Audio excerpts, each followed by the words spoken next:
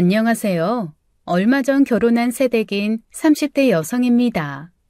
아무리 주변을 둘러봐도 저처럼 결혼 힘들게 한 사람도 없는 것 같아 기가 막힌 사연을 올려요. 돌다리도 두드려보고 건너라는 말은 상황뿐만 아니라 사람에게도 해당된다는 것을 알려드리고 싶어요. 1년 전 저는 당시 3년 만난 남자친구가 있었습니다. 친구의 소개로 만났는데 그 사람이 객관적으로 봐도 키도 크고 인물이 좋았어요. 함께 다니면 지나가던 사람들도 한 번씩 쳐다보는 정도로 괜히 함께 다녀도 우쭐한 기분이 드는 그런 사람이었습니다. 특별히 성격도 모난 곳이 없었고 천생연분처럼 찰떡궁합까지는 아니었지만 싸울 때는 싸우고 좋을 때는 좋은 여느 커플과 다름없이 사귀었죠. 그런데도 저는 남자친구도 30대의 나이에 접어들다 보니 주변에서 슬슬 결혼 언제 하냐는 말이 들리더라고요.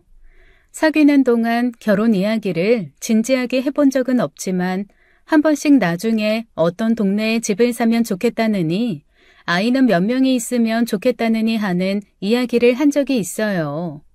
사귀는 동안에도 특별히 문제도 없었던 터라 이대로 만나다가 남자친구와 결혼하게 될 것 같다는 생각만 했죠. 하지만 주변에서 결혼에 관한 이야기를 물을 때마다 남자친구는 불확실하고 애매모호한 태도로 어물쩍 넘기는 것이었습니다. 원경아, 올해는 너네 뷔페 기대해도 되냐? 뷔페? 무슨 뷔페? 뷔페는 무슨 뷔페야. 당연히 니네 결혼식이지.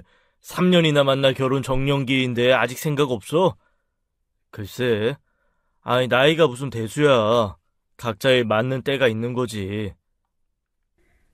슬슬 준비해야 하는 거 아니야? 딩크로 살면 모를까. 애 가지려면 지금이 막차야. 너무 늦어지면 여진이 더 힘들어질 텐데. 그러니까 다 때가 있다고요. 아유, 자 마시자. 함께 어울리는 친구들 중 절반이 결혼한 상황이었고 그래서 자연히 친구들도 우리 결혼에 기대가 있었는데 늘 그런 식으로 얼버무리며 넘기곤 했죠. 그러다 보니 친구 중 하나는 아무래도 남자친구가 좀 수상하다며 결혼 생각이 있는지 없는지 확실히 알아두는 게 좋겠다는 조언을 하더라고요. 제가 결혼 생각이 없으면 모를까 저도 전부터 빨리 결혼해 아이 둘을 낳고 싶다고 이야기했던 터라 친구도 제 생각을 해서 하는 말이었습니다. 처음엔 별 생각이 없었는데 저도 남자친구가 결혼 질문에 회피한다고 생각하고 있었고 그래서 확실히 하고 싶어 단도직입적으로 물었죠. 원경아, 우리 결혼 언제쯤 하는 게 좋을까? 결혼? 야, 너까지 무슨 결혼 타령이야. 안 그래도 애들이 시시하게 결혼 이야기할 때마다 곤란해 죽겠는데. 시시하다니? 할 때 된 것 같은데 이야기가 안 나오니까 애들이 궁금하니 묻는 거잖아. 야, 됐어. 결혼은 무슨...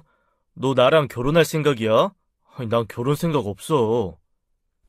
결혼 생각이 없다고? 지금까지 그런 말 없었잖아. 그런 말 없었으면 당연히 결혼하는 거야? 나는 결혼할 생각이 없었는데. 그럼 애들이 결혼 이야기 꺼냈을 때 그렇게 이야기하지 왜 어물쩍 넘어갔는데? 야, 다른 애들이 무슨 상관이야. 결혼할 생각 없다고 하면 또 얼마나 귀찮게 꼬치꼬치 캐묻겠어. 난 그런 거 귀찮아. 딱 질색이야. 그럼 나랑 계속 연애만 할 생각이었던 거야? 그런 거면 미리 말했었어야지. 왜? 만나면 다 결혼해야 하는 것도 아닌데 그걸 왜 미리 말해야 해? 아니, 우리가 20대 초반도 아니고 20대 후반에 만나서 지금까지 사귄 거면 보통 그렇게 생각하지 않아? 나는 그렇게 생각 안 했는데. 아, 나 결혼 생각 없어. 결혼하면 책임감 느끼고 그동안 내가 누렸던 삶도 다 포기해야 하잖아. 너도 우리 엄마처럼 결혼했으니 가정에 충실해라. 애 아빠답게 살아라. 그럴 거 아니야. 나는 우리 아빠처럼 살고 싶은데? 저는 할 말을 잃고 말았습니다. 결혼할 생각이 없다는 것도 그렇지만 그 당당한 태도에 저 혼자 착각해 벌어진 문제인가 싶었거든요.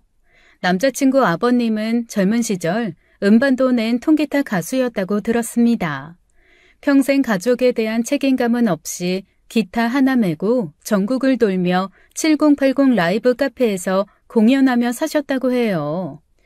형편도 좋지 않아 어머님께 생활비라고 보내주는 돈은 거의 없어 어머님께서 생계를 끌어나가며 3남매를 키워오신 것으로 압니다. 그래서 그런지 어머님께서 굉장히 억척스럽고 남자친구한테 기대는 경향이 있어요. 그렇기에 자기 엄마가 그렇게 힘들게 고생하셨다는 것을 알면서도 자기 아빠처럼 살고 싶다는 남자친구의 말이 얼마나 황당하던지요.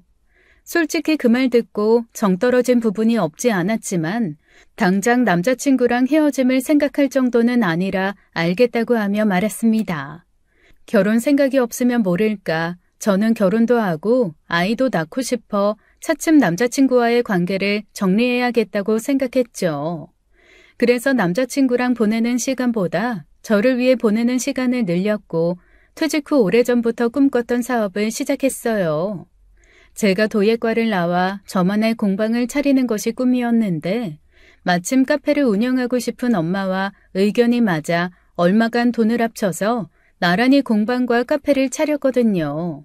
가게 목이 좋은 것도 있지만 운이 따라줘서 생각지도 못하게 처음부터 매출이 굉장히 잘 나오게 되었습니다.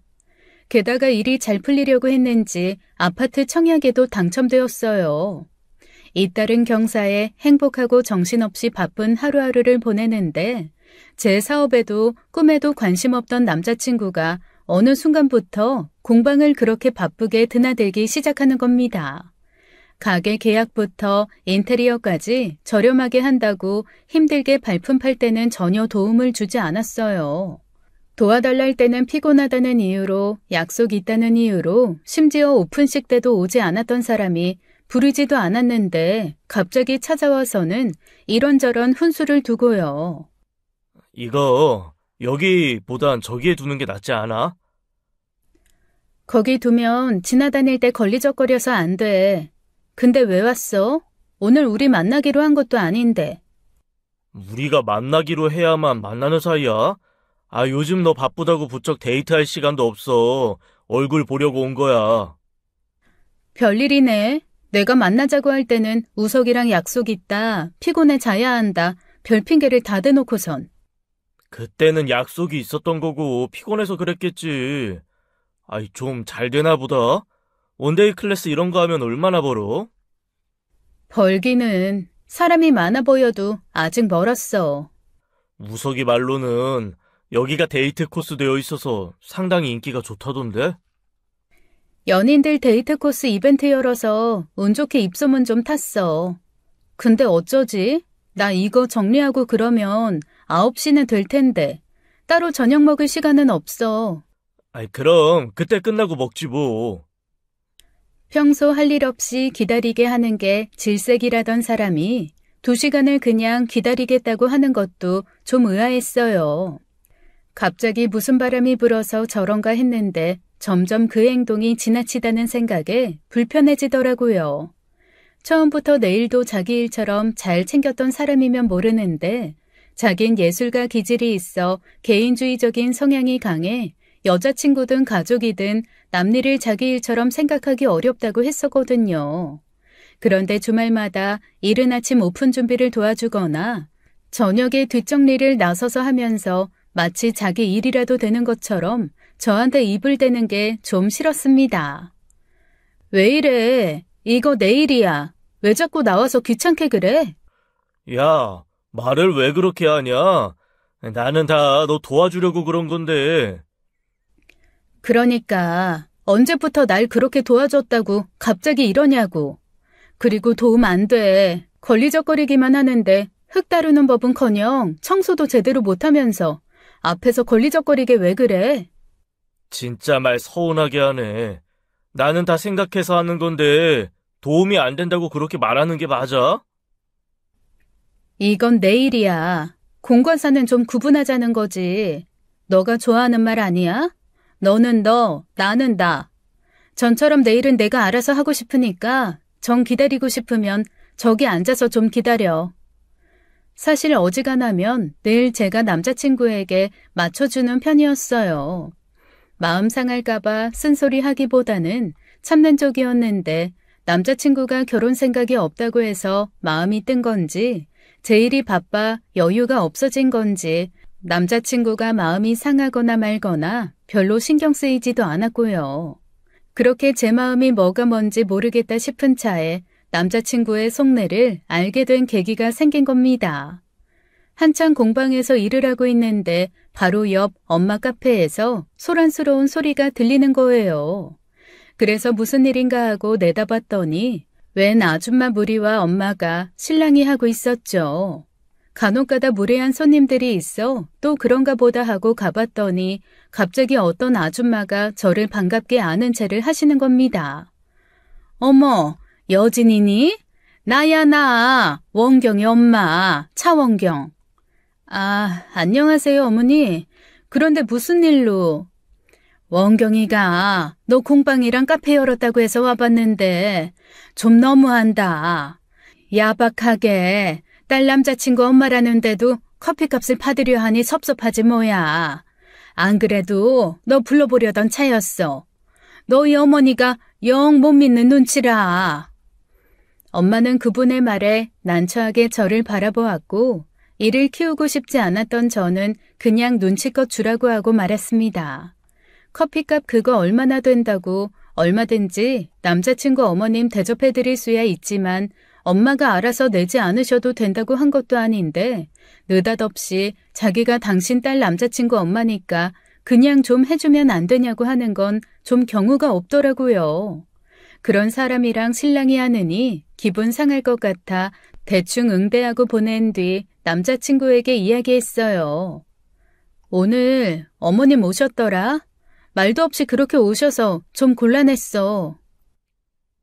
그래? 아이, 내가 엄마한테 너 가게 열었다고 했더니 한번 찾아가 봐야겠다고 하더라고. 그래서 갔나 보다. 나도 몰랐어. 미리 연락 좀 주시지. 그리고 카페에서 내 남자친구 엄마라고 하시면서 커피 그냥 달라고 해서 엄마도 좀 난처하셨나 봐. 미리 언질이라도 있었음 당황하지도 않았을 텐데. 혼자 오신 것도 아니고 지인 5을 데리고 오셔서 그렇게 막무가내로 요구하시니 엄마도 얼마나 황당했겠어. 엄마는 당연히 아는 사람이니까 그냥 주실 거라고 생각했나 보지. 아, 근데 너 그 아파트 입주일은 언제라 그랬지? 아파트? 그거 내년 가을. 왜? 내년 가을? 아니, 엄마가 언제 독립할 거냐고 하길래. 그럼 그쯤이라고 하면 되겠다. 독립? 그게 무슨 말이야? 당장 결혼할 것도 아니면 평생 같이 살 거냐고 하시길래 나간다고 했지. 그럼 너 그 아파트 입주할 때 나도 같이 들어가면 되잖아. 뭐? 너가 왜 같이 들어가? 왜 같이 들어가냐니? 같이 살 수 있는 거 아니야? 너 그럼 거기서 혼자 살려고 했어? 당연히 나 혼자 살지. 너야말로 무슨 말 하는 거야? 네가 왜 같이 들어가? 나는 너랑 동거할 생각 없어. 우와, 야, 너 어떻게 그렇게 큰 집에 너 혼자 살 생각을 해? 내 생각은 안 해? 내가 너희 엄마도 아닌데 너 어디서 살지 그런 것까지 생각해야 해? 나는 애초에 청약 들 때부터 나중에 신혼집까지 염두에 둔 거야. 동거할 생각으로 들어가는 게 아니라. 결혼? 뭐야, 결국 결혼하자는 이야기야? 살다 보면 결혼도 할 수 있는 거지. 야, 너 결혼 생각 없다며. 가족에게 얽매이지 않고 자유롭게 바람처럼 사는 아버님처럼 살고 싶다더니 무슨 결혼이야? 사람 생각이 바뀔 수도 있는 거지. 너는 작년에 가졌던 소신 그대로 지키고 살아? 정 결혼하고 싶으면 입주 전에 하든가. 그리고 우리 신혼집 하면 되겠네. 인생에 결혼은 없을 것처럼 굴더니 이젠 결혼이 되게 쉽나 보다. 내가 가진 거 없고 별 볼 일 없는 것 같을 때는 칼같이 굴더니 이제 집도 생기고 사업도 잘 된다 싶으니까 얼씨구나 싶어? 야, 됐어. 우리 그냥 헤어지자. 너처럼 내가 아니라 내 상황에 따라 변하는 사람이랑은 절대 결혼 못해. 야, 이게 무슨 나를 속물로 몰아가네? 그냥 생각이 바뀐 거라고, 생각이. 생각이 아니라 네가 가진 저울 속 기준이 달라진 거겠지. 어머님한테 독립은 하고 싶고 마침 집 있는 만만한 여자친구 있으니 얹어가도 되겠다 싶은 거 아니야. 나는 바람처럼 사는 남편 같은 거 필요 없으니까 다른 데 가서 바람처럼 머물다가도 좋다는 주막 주모 같은 사람 만나라. 저는 그 길로 남자친구에게 미련 없이 이별을 고하고 일어났습니다. 그동안 마음이 싱숭생숭했는데 어찌나 홀가분한지 돌아오는 발걸음이 너무나 가볍더라고요. 홀가분하게 관계를 정리했다고 생각한 저와는 달리 남자친구는 제가 그냥 삐졌다고 생각했는지 그 뒤로도 아무렇지 않게 연락하거나 공방에 찾아오는 일이 있었어요. 그때마다 저는 우리의 끝난 관계를 몇 번이나 인지시켜 주었고 결국 연락처를 차단하면서 완전히 끝내버렸죠. 3년이 넘는 길지 않은 시간이라 아쉬워질 줄 알았는데 끝까지 정떨어지는 행동만 해준 덕분에 마음을 정리하는데 그렇게 오랜 시간이 걸리지도 않았습니다. 일에 매달려 있다 보니 시간도 금방 가고요. 그리고 몇 달 뒤 공방 수강생으로 들어와 연이 닿은 남자와 다시 연애하게 됐어요.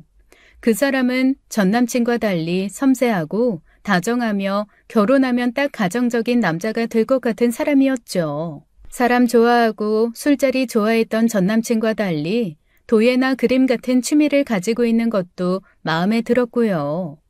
3년이나 만나놓고 나중에서 결혼 생각 없는데 무슨 소리냐고 오리발 내밀던 전 남친과 달리 그 남자는 처음 시작하기 전부터 결혼에 관한 자기 생각을 말해주었죠.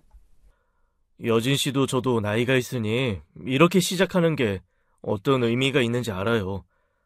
아직은 결혼을 마르기에 섣부르다고 생각할지는 모르겠지만 저는 진지하게 여진 씨랑 결혼을 바라보면서 만나보고 싶은데요. 당연히 저도 나이가 있다고 해서 떠밀리듯 결혼하고 싶은 생각도 없었고 이 사람을 만난다고 당연히 결혼할 거란 생각은 없었지만 처음부터 그렇게 이야기하니 신뢰가 가더라고요. 그래서 저희는 자연스레 연인이 됨과 동시에 누가 먼저랄 것도 없이 미래를 그리며 결혼 준비를 하기 시작했습니다. 무엇보다도 좋아하는 사람이 바로 저희 부모님이셨어요. 내가 말을 안 해서 그렇지 원경인지 뭔지 걔랑 헤어져서 얼마나 속이 다 후련했는지 몰라. 그랬어? 엄마 원경이 마음에 안 든다는 말 한 번도 한 적 없잖아. 그거야. 네가 좋아하니까 그런 거지. 애가 얼굴 반반한 거 믿고 너 함부로 하는 것 같아서 마음이 좀 안 좋았어. 결혼이라도 한다고 하면 그때 나서서 반대해야 할 텐데 어쩌나 싶었던 차에 얼마나 다행인지. 엄마가 그렇게 생각하는 줄 몰랐네. 한 번도 제대로 만난 적도 없으면서. 만나봐야 알아? 엄마는 네 얼굴만 봐도 알아. 연애하면 매일 웃어도 모자랄 판에 넌 남자친구랑 전화한다고 하면 꼭 한숨 쉬고 돌아오거나 곧 죽을 사람처럼 인상 쓰고 나오는데 제대로 만난다고 볼 수 있겠어? 진짜? 내가 그렇게 죽상을 하고 있었나? 나름 그래도 행복했던 적도 많은데 엄마가 날 그렇게 관찰하고 있는 줄은 몰랐네. 나뿐이야? 네 아빠도 쓴소리 못해서 그냥 지켜본 거지. 나 시켜서 너 빨리 헤어지게 하라고 한 적이 한두 번이 아니야. 몇 달 전에도 너 걔 만나고 와서 밤에 울었잖아. 알았어? 그땐 나도 기억난다. 눈물 날만 했어. 나는 걔가 나랑 결혼 생각하는 줄 알았는데 결혼 생각 없다고 딱 잘라 말하더라고. 뭐? 근데도 몇 달을 더 만났단 말이야? 아주 너는 내 속에서 나왔지만 나 닮지 않아서 아주 맹추 같은 구석이 있어. 그런 놈이 뭐가 좋다고 계속 만난 거야? 그러게. 그래도 더 만나보길 잘했다 싶은 게 만나면서 마음 정리 다 해서 그런지 미련이 하나도 없더라. 엄마 말처럼 내가 맹추 같은 구석이 있어서 그때 그냥 홧김에 헤어지자고 했으면 미련 남아서 내가 다시 만나잘 수도 있었어. 아유, 어쩌다 너한테 건호 같은 복덩어리가 굴러들어와서 하늘이 도왔어 아주. 건호 오빠는 괜찮은 것 같아? 말했잖아. 엄마는 너 표정만 보면 안다고. 당장 결혼시켜도 문제 없겠다 싶어. 그렇다 보니 전 남자친구라는 사람은 이미 제 인생에서 지워진 지 오래였고 공방일이 끝나면 자상한 예비 신랑과의 만남으로 하루하루 바쁘고 행복하게 지내고 있었어요. 그런데 어느 날 여느 때와 같이 공방 열기 위해 왔다가 저는 화들짝 놀라고 말았습니다. 공방 유리창이 와장창 깨져 있는 거예요. 안쪽을 보니 누군가 돌덩이를 던져 고의로 파손시킨 것이 분명해 경찰을 불렀죠. 이런 경우 주변에 CCTV 도움을 받으면 좋을 텐데 없어요. 저기 주차된 차량 블랙박스에 찍혔을 수도 있지만 각도상 범인이 안 찍혔을 가능성도 있고요. 그럼 지금 제가 할 수 있는 건 하나도 없는 건가요? 그냥 술에 취한 사람이 버린 일이면 모를까 일부러 제 공방에 아기를 가지고 한 일이면 어떡해요. 지금으로선 저희도 해드릴 수 있는 게 없네요. 그런데 보통 이런 경우는 술에 취한 사람에 의한 일이니 그렇게 신경 쓰지 않으셔도 될 것 같습니다. 지금이라도 가게 주변에 CCTV 달아두는 것이 좋고요. 공방을 오픈하고 이런 일이 처음이라 너무 당혹스러웠습니다. 범인을 잡을 수 있는 길이 없어 그 사건은 미궁으로 빠지게 되었어요. 예비 신랑은 불안해하는 저를 위해 그날 바로 CCTV 업체를 불러 카메라를 달아주었고 며칠간 아침 저녁으로 함께 출퇴근을 해주었죠. 그렇게 조금씩 안정을 찾아가던 그때 모르는 번호로 연락이 오기 시작했습니다. 처음엔 공방 예약을 하기 위한 연락인 줄만 알았는데 연락이 오는 주기도 그렇고 낌새가 이상하더라고요. 그런데 아니나 다를까 그 번호는 전 남자친구의 바뀐 전화번호였어요. 나 원경이야. 만날 수 있을까? 라는 문자를 받자마자 바로 또 차단했습니다. 그런데 하루 만에 다른 번호로 또 연락해 온 거예요. 그래서 바로 연락해서 따져 물었죠. 대체 왜 그래? 우리 이미 끝났어. 인제 와서 어쩌자고 연락하는 건데. 우리가 얼마나 만났는데 그렇게 쉽게 헤어지는 게 말이 돼? 말이 왜 안 돼? 같이 살던 부부도 하루 만에 남이 되는 마당에 3년 만난 커플이 헤어지는 게 뭐가 문제인데? 헤어질 수도 있지. 그럼 다시 만날 수도 있는 거 아니야? 내가 싫다고. 나 결혼할 남자친구도 생겼어. 남자친구 뭐 얼마나 됐다고. 그 사람이 나보다 너를 더 잘할 것 같아? 야, 너는 그리고 그렇게 결혼하고 싶었으면 처음부터 말하지 그랬어. 그랬으면 나도 처음부터 고려를 하고 마음의 준비를 했을 거 아니야. 좋아하고 만나서 사귀면 당연히 결혼은 생각할 수 있는 거 아니야? 너랑 이야기하다 보면 내가 너한테 말도 없이 결혼 생각한 게 마치 대단한 잘못처럼 느껴져. 너는 나랑 적당히 연애나 즐기면서 네 인생 즐기고 싶었을지 모르겠지만 나는 결혼해서 애도 낳고 살고 싶은 미래를 가지고 있었다고. 알았다고. 이제 그 마음 다 알았으니까 결혼해 준다고. 야, 됐다. 말도 통하는 사람이랑 하는 거지. 나 곧 결혼해. 그러니까 이렇게 불편한 연락 안 했으면 좋겠어. 차단할 거야. 연락해도 못 받으니까 연락하지 마. 그렇게 단칼에 연락을 끊고 저는 다시 일상으로 돌아갔습니다. 예비 신랑에게도 이 문제를 가감없이 털어놓았어요.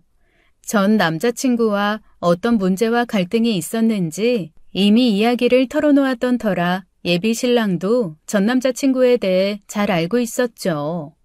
연인이 가진 문제는 서로 공유를 하며 함께 고민해주는 것이 이상적이라고 생각했던 저는 어쩌면 제 개인적인 문제일 수도 있는 이런 일에 예비 신랑이 함께 고민해준다는 것이 참 고마웠어요.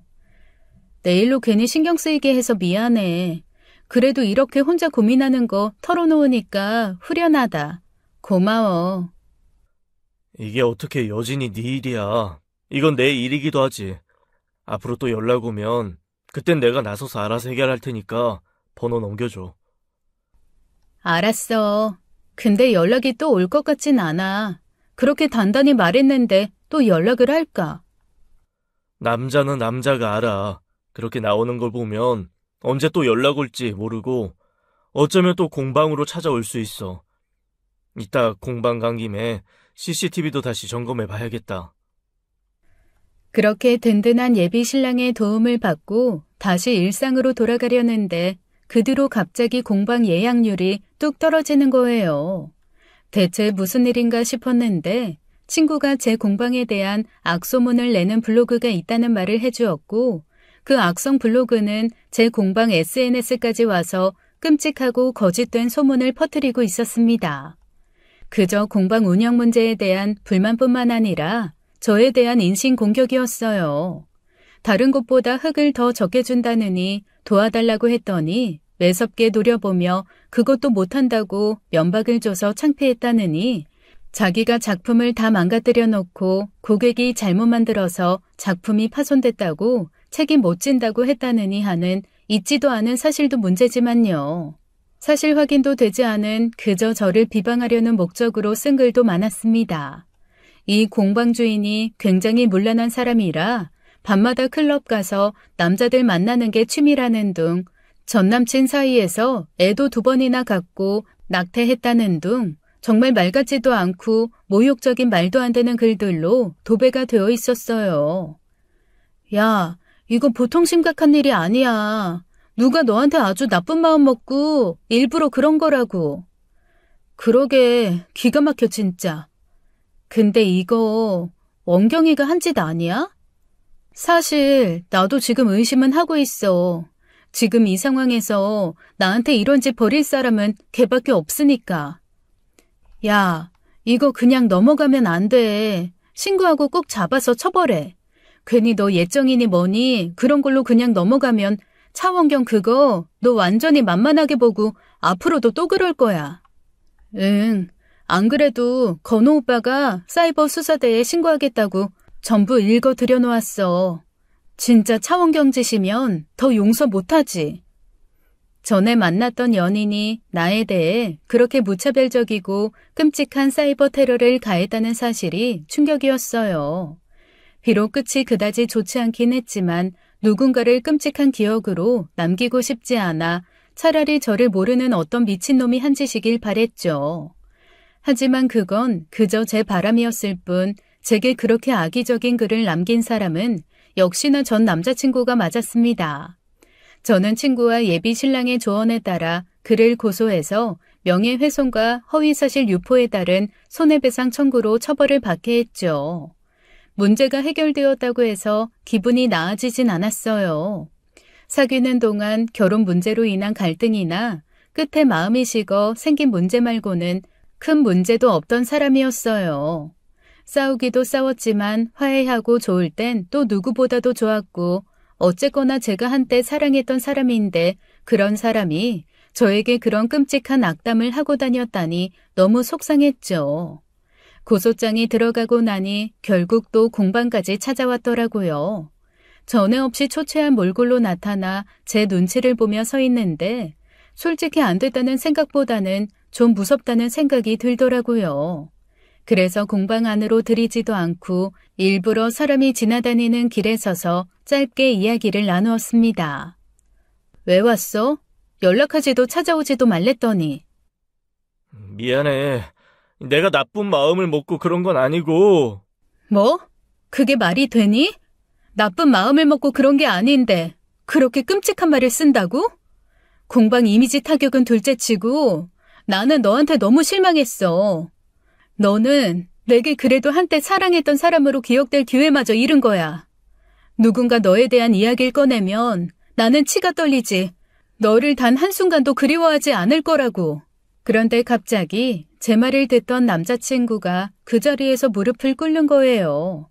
저는 너무 당황스러워서 물러섰고 괜히 주변의 이목을 끄는 것 같아 너무 싫었습니다. 미안해, 여진아. 내가 정말 잘못했어. 아니, 나는 네가 나한테 그렇게 소중한 사람인 줄 너무 늦게 깨달았어. 너랑 헤어지고 나서야 나는 너 없이 살 수 없다는 거 알아버렸어. 제발 나한테 다시 한 번만 기회를 줘, 응?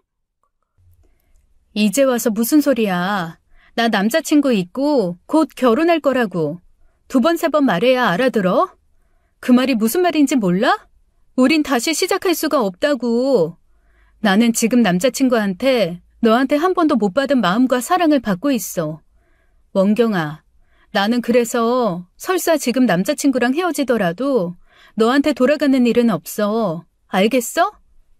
사람이 실수를 할 수도 있고 뒤늦은 후에 기회를 얻어 만회를 하기도 해. 그런데 너는 내 실수를 그냥 넘어가지도 못하고 만회할 기회도 안 주겠다는 거야? 그게 어떻게 실수야. 내가 나 비참해질 것 같아서 이런 말까지 안 하고 싶었는데 너 내 공방 잘 되고 아파트 됐다는 거 안 뒤로 마음 바뀐 거잖아. 그런 거 아니라고. 아니긴 뭐가 아니야. 그전에는 내 공방 이름도 제대로 몰라서 말할 때마다 틀리고 난 공방하는데도 너 지인이나 친구들한테 그냥 회사 다닌다고 둘러댔으면서 잘 되고 나니까 말하고 다닌 거 아니야. 더 말하기도 입 아파. 내가 돈 잘 벌어 그제야 네 삶이 내 덕에 더 편해질 것 같으니까 마음 바뀌어서 결혼하자고 한 거잖아. 너는 처음부터 결혼하기 싫었던 게 아니라 그냥 내가 돈 없고 내세울 것 없는 것 같은 나랑 결혼하기 싫었던 거야. 너는 나를 대체 어떻게 생각하는 거야? 그건 그냥 네 멋대로 생각한 거잖아. 다 떠나서 어떤 남자가 자기 분풀이 하겠다고 자기 전 여자친구를 그렇게 이야기해? 클럽에서 남자를 밤낮 없이 만나는 문란한 장녀? 낙태를 밥 먹듯이 하는 년? 어떻게 그런 이야기로 전 여자친구를 모욕할 수 있냐고. 그건 내가 너무 화가 나서. 야, 너 지금 모르나 본데 이거 엄연한 폭력이야. 네가 손발을 쓰지 않았다고 해서 내가 눈에 보이는 상처가 없다고 해서 상처받지 않은 게 아니라고. 나는 그 글 보고 주먹으로 몇 대 맞은 것보다 더 심한 충격받았어. 차라리 주먹으로 몇 대 맞은 거면 몇 주 앓고 끝났겠지. 난 널 떠올릴 때마다 그 글도 같이 떠올리게 될 거야. 평생을. 당장 내 눈앞에서 꺼져. 이런 꼴도 보고 싶지 않으니까 당장 꺼지라고. 그렇게 한번 울분을 쏟아내고 나니 그동안 참았던 감정이 폭포처럼 쏟아져 내렸습니다. 애써 부정하고 잊어버리려고 했는데 저를 향한 도를 넘은 그 인신공격들이 머릿속에서 떠나질 않았어요. 전 남자친구는 그 글을 보고 지금 예비 신랑이 나가 떨어져 주길 바랐겠지만 오히려 그게 저희 사이를 더 끈끈하게 만들어 주었죠. 예비 신랑은 제 마음을 완벽하게 다독여 주었고 내일을 자기 일처럼 생각하고 해결해 주려는 모습에 든든했어요. 당장 가서 한 대 때려주고 싶다는 예비 신랑에게 괜히 손 더럽히지 말라고 법이 해결해 주기까지 기다리자고 했죠. 그렇게 한동안은 조용한가 싶었는데 어느 날 갑자기 공방에서 일하는 제게 엄마가 온 겁니다. 카페에 저를 찾는 손님이 있는데 어떻게든 내보내려고 했지만 저를 만나야 가겠다고 억지를 부린다면서요. 설마 전 남자친구인가 했는데 가봤더니 의외의 인물이 저를 기다리고 있었죠. 바로 전 남친 엄마였어요. 그 사람은 엄마 카페에 앉아 태연히 커피를 마시며 저를 기다리고 있었던 겁니다. 어머, 여진이 왔어? 내가 얼마나 기다렸는지 몰라. 여긴 어쩐 일이세요? 남녀 일엔 함부로 끼는 게 아니라지만 자식 일이 되다 보니까 내가 가만히 있을 수가 있어야지. 요즘 우리 원경이가 여진이 너 때문에 속이 많이 상했는지 많이 힘들어하더라. 그 일은 원경이 만나서 이야기했고 이미 끝난 이야기예요. 더는 어머님이랑 할 이야기는 없는 것 같습니다. 그러지 말고 좀 앉아봐. 듣자 하니 너 처음에 우리 원경이가 결혼 생각 없다고 해서 마음 상했다며. 나중에 다시 결혼하자니까 말 바꿔서 싫다고 하고. 여진아, 남자 말 고지곧대로 듣는 거 아니야. 결혼 생각 없다는 건 그냥 그때 원경이가 마음의 준비가 안 됐던 건데 그 메시지를 해석 못한 네 잘못도 있잖아. 나는 너네가 너무 섣불리 헤어졌다는 생각이 드네. 처음 결혼 이야기하고 몇 달에 걸쳐 충분히 생각하고 고민한 뒤에 결정한 거예요.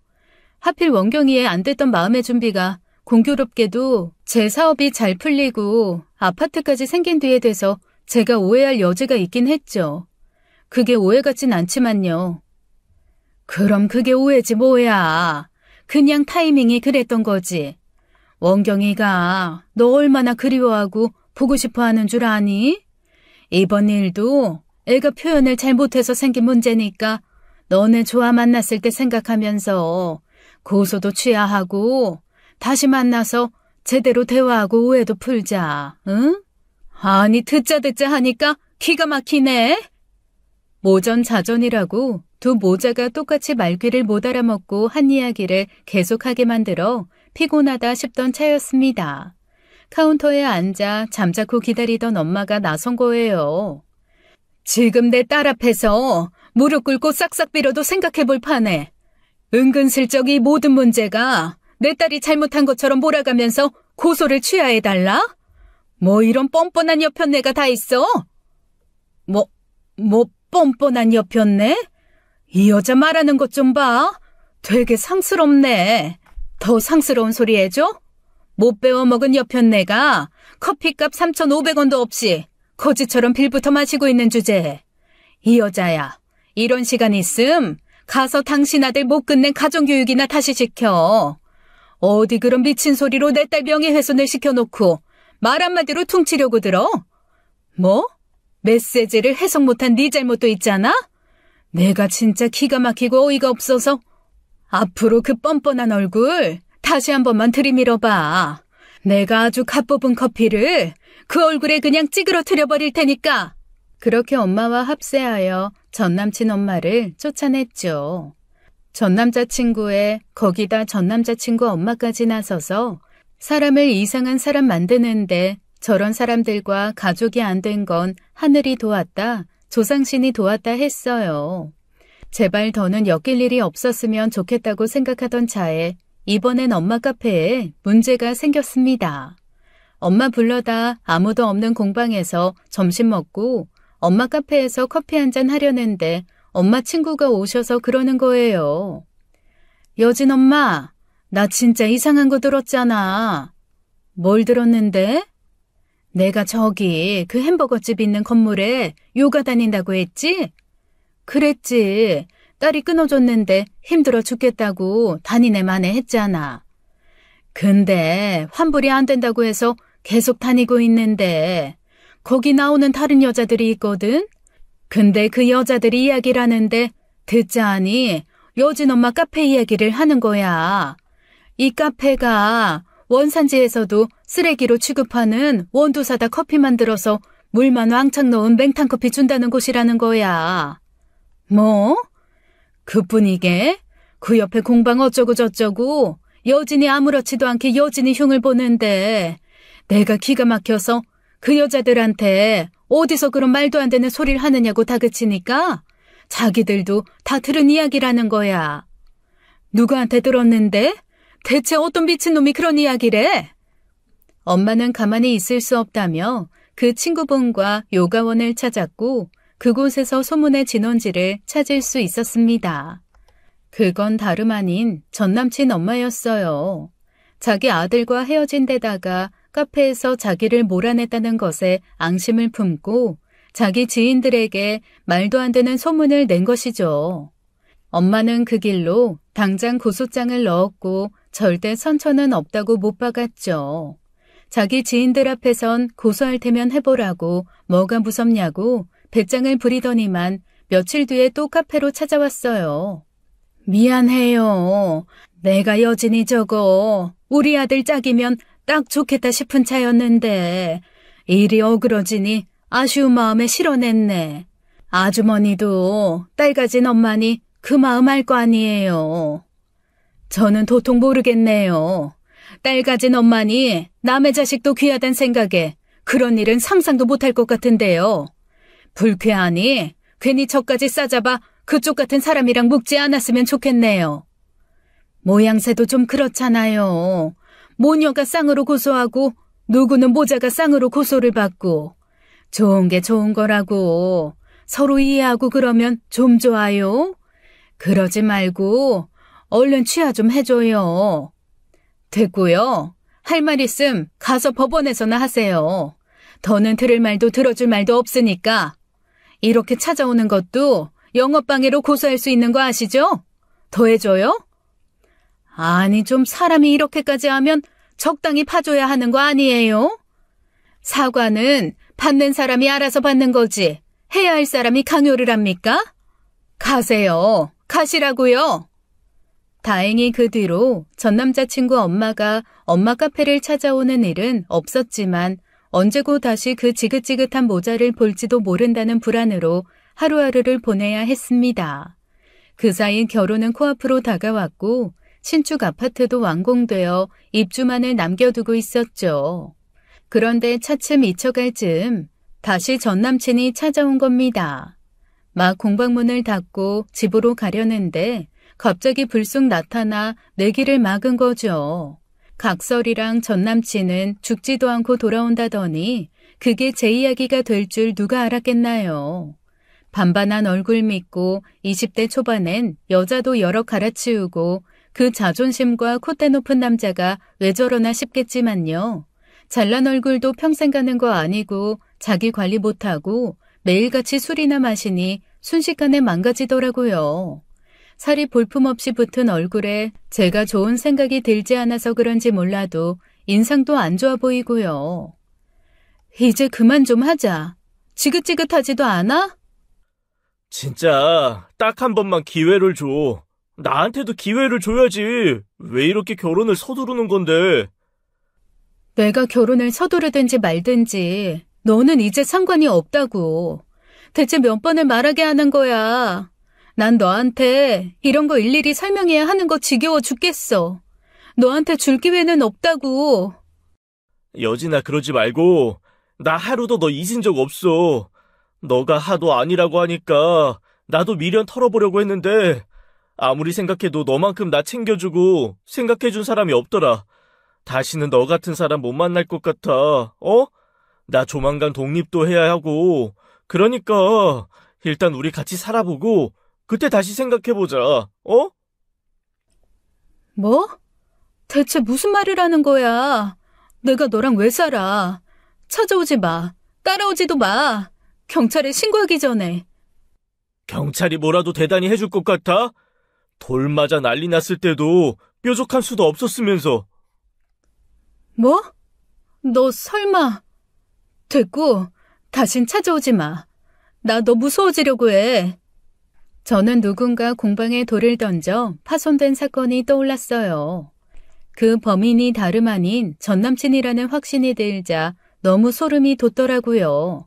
게다가 더는 말이 통하지 않는다고 생각해 도망치듯 그 자리를 벗어났습니다. 솔직히 미친 줄 알았어요. 이미 헤어지고 시간이 얼마나 많이 지났는데 마치 우리가 잠시 시간을 갖기로 한 것처럼 구니까요. 게다가 저는 이미 결혼을 앞둔 상황이고 그걸 몇 번이나 이야기했는데 저러니 너무 무서웠습니다. 그렇게 독립을 하고 싶으면 알뜰살뜰 제 돈 모아서 하면 될 것을 만나고 싶은 사람 다 만나면서 술이나 골프다 하면서 돈을 써대니 독립이 힘들었겠죠. 헤어지기 직전에는 무리가 될 것이 뻔한 차를 할부로 구입하기도 했었어요. 어차피 결혼할 생각도 없어 저렇게 하고 싶은 거 다 하고 사나 보다 싶었는데 지금 생각해보니 제 아파트가 있으니 자긴 그냥 사고 싶은 차나 사면 된다고 생각한 모양이었습니다. 그 뒤로 결혼 전까지 공방을 잠시 쉬어야 하나 그런 고민을 할 정도로 출퇴근이 힘들었습니다. 스토커처럼 숨어있다가 제가 퇴근할 때쯤에 나타나는 것도 공포스러웠고 어느 날은 집 근처 어귀에 기다렸다가 나타나는 바람에 뒤로 넘어질 뻔한 적도 있었어요. 결국 예비 신랑이 바쁜 와중에도 저와 함께 출퇴근을 함께 해주었죠. 그리고 아니나 다를까 결국 또 퇴근길에 저를 기다리고 있는 전 남자친구와 예비 신랑이 부딪히고 만 겁니다. 제발 그만 좀 하시죠. 여진이가 충분히 이야기한 것 같은데. 그쪽이 뭘 한다고 끼어들어. 이건 여진이랑 내 문제니까 끼어들지 마. 이제 내 아내가 될 사람 문제인데 그럴 순 없죠. 뭐? 내 아내? 웃기고 있네. 누가 네 아내야? 뭐 결혼식 올렸어? 뭘 했어? 혼인신고부터 하려고요. 그럼 됐습니까? 뭐? 혼인신고? 아이씨, 누구 마음대로 혼인신고를 해, 누구 마음대로. 여진아, 이리 와봐. 나랑 이야기 좀 해. 왜 이래? 이거 놔! 전남친은 막무가내로 제 손목을 끌고 가려 했고 참지 못한 예비신랑은 바로 전남친에게 주먹을 날렸습니다. 전남친은 덩치에 맞지 않게 예비신랑의 힘에 나가떨어져 바닥에 나뒹굴었죠. 사람이 참는데도 한계가 있어요. 이만하면 충분히 참은 것 같으니 만약 더 선을 넘으면 가만히 있지 않을 겁니다. 뭐? 야, 나야말로 가만히 안 있어. 내가 가만히 있을 것 같아?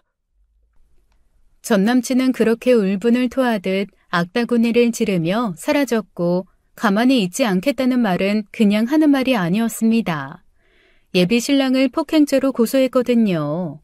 어이가 없는 데다가 화가 나서 저도 가만히 있을 수 없었어요.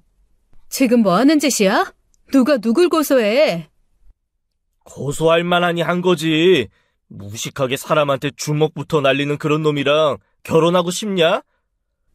너가 나를 막무가내로 끌고 가려고 하니까 화가 나서 그런 거잖아. 나 지키려고 한 일인데 고맙지. 됐고, 나는 모르는 일이니까 그런 일로 연락하지 마. 취하해. 나라고 가만히 있을 줄 알아? 너 나 억지로 끌고 가려고 한 것도 내가 마음만 먹으면 너 신고할 수 있어. 그럼 그 새끼랑 헤어져.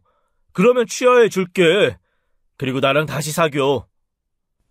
뭐? 어이가 없네. 너 진짜 해도 너무한다. 이렇게까지 말귀가 안 통하는 사람인 줄 몰랐어. 이렇게까지 해야 돼?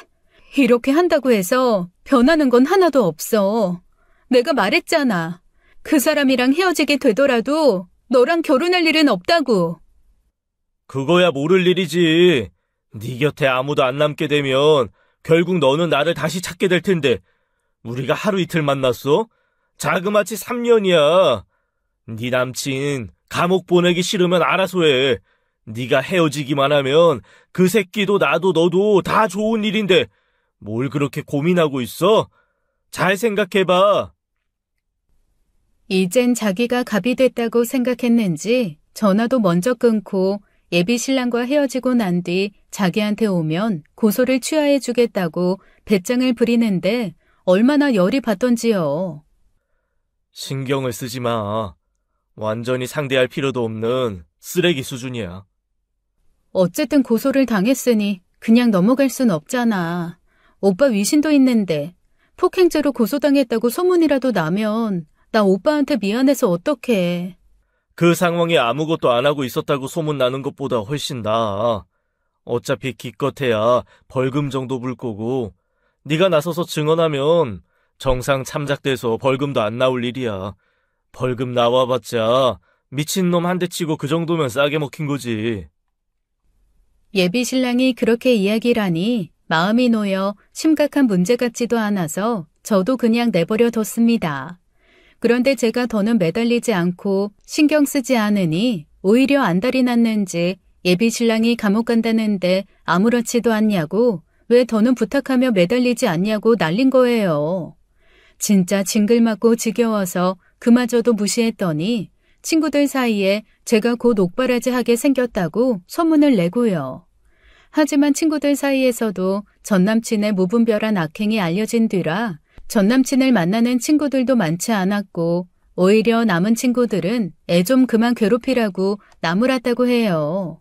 그러다 결국 제가 잠시간 공방문을 닫게 되는 계기가 생겼는데 그 역시 전남친과 관련된 문제였습니다.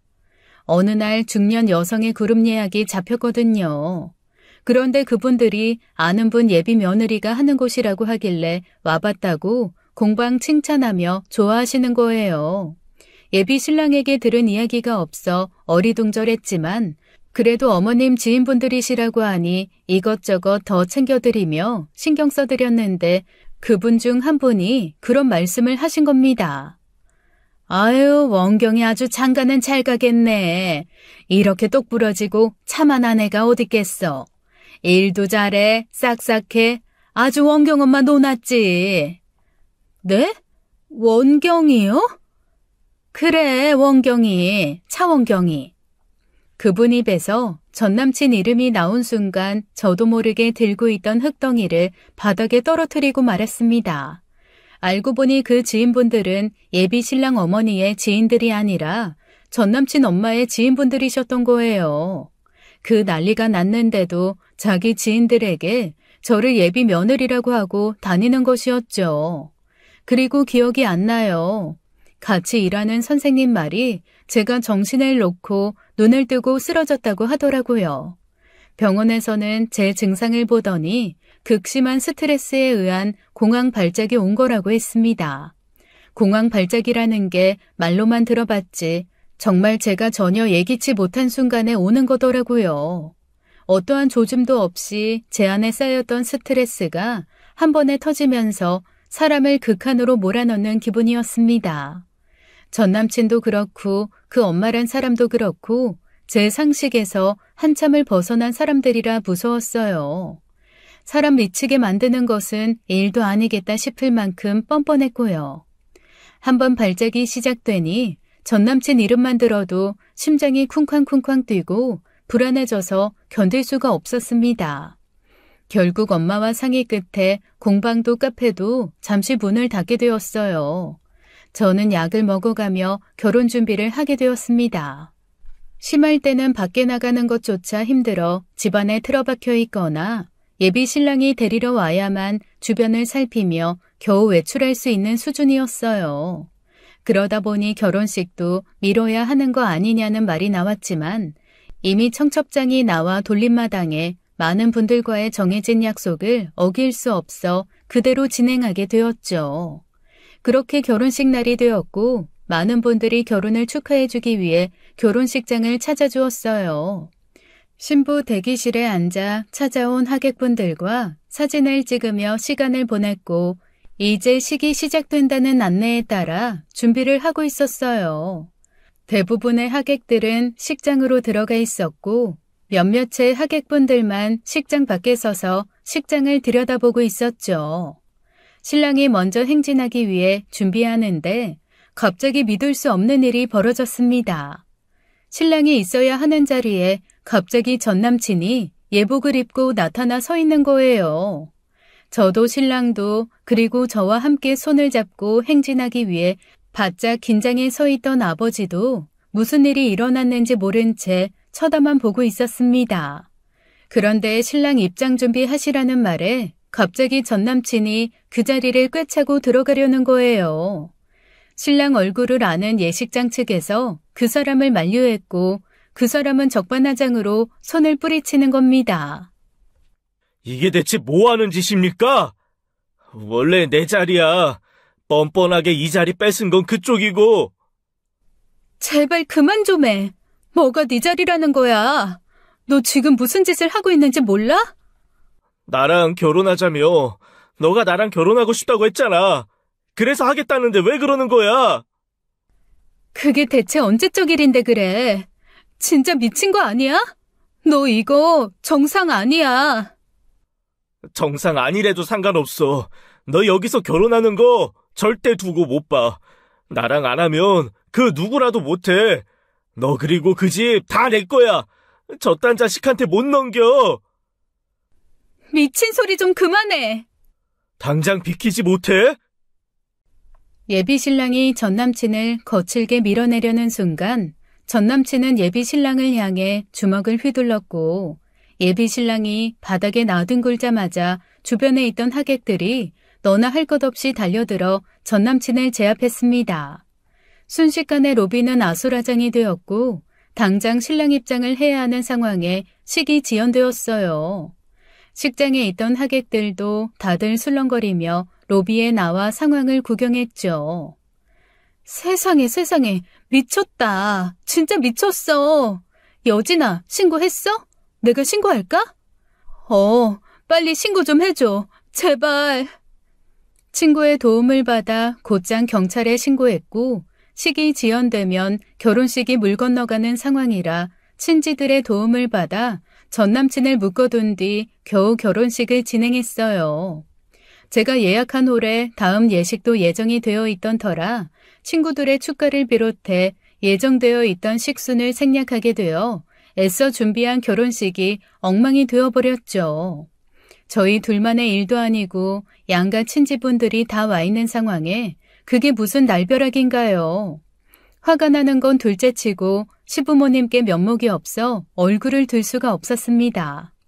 전남친에게 맞아 입술이 쥐어 터진 채로 진행된 결혼식에 그 어떤 하객이 결혼식 자체에 집중할 수 있었겠어요. 아마 이 일은 그날 그 예식장에 있었던 사람들 사이에서 두고두고 화제하겠죠. 세상에 미친놈도 많고 사이코도 많다지만 제 주변에까지 있을 줄은 몰랐습니다. 거기다 3년을 만나 그런 낌새도 없던 전남친에게서요. 저희는 예정된 신혼여행도 미루고 결국 이 문제를 완전히 해결하는데 매달려야 했습니다. 매장 앞에 설치되어 있는 CCTV와 문자, 자동 녹음된 전화를 증거 삼아 정신적 손해배상 청구를 시작으로 폭행, 업무방해, 명예훼손, 그리고 스토킹까지 할 수 있는 모든 것을 동원해서 고소했어요. 특히 이전 사이버 수사대에 신고하여 고소 후 벌금형을 받은 이력이 있었고 당시 업무방해에 이어 스토킹으로 더는 영업을 지속할 수 없어 결혼 전 중단된 영업 손해까지 하여 가중 처벌되었죠. 기껏해야 벌금 정도 생각하고 있던 전남친은 도합 징역 2년을 선고받았습니다. 법원에서도 정신 못 차리고 결혼하려고 했는데 기회를 안 줘서 그런 거라고 다 제 탓이라는 헛소리를 했다가 저만큼이나 답답해하던 판사에게 호되게 혼나기도 했죠. 이 모든 일을 해결하는데 1년이란 시간이 필요했고 저희 부부는 드디어 전남친 문제에서 벗어날 수 있었습니다. 무엇보다도 이 지겹고 끔찍한 시간을 함께 버텨준 신랑에게 감사한 마음뿐이에요. 결혼식 문제로 여러 친지 입에 오르내릴 때도 가해자를 탓해야지 왜 피해자인 저까지 싸잡아 묶냐고 처음부터 끝까지 완벽하게 제 편이 되어주었고요. 저희는 며칠 뒤 지난번에 미룬 신혼여행을 앞두고 있습니다. 솔직히 왜 그런 사람을 만나 결혼까지 생각하며 3년이나 만났을까 자책도 하고 후회도 많이 했지만 원래 한치 앞을 모르는 게 인생이잖아요.